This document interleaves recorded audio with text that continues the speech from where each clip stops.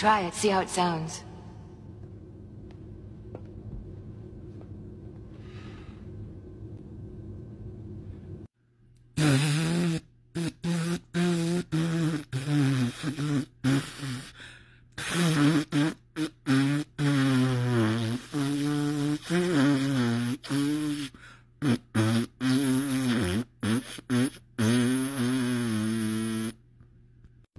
That's beautiful. What is it?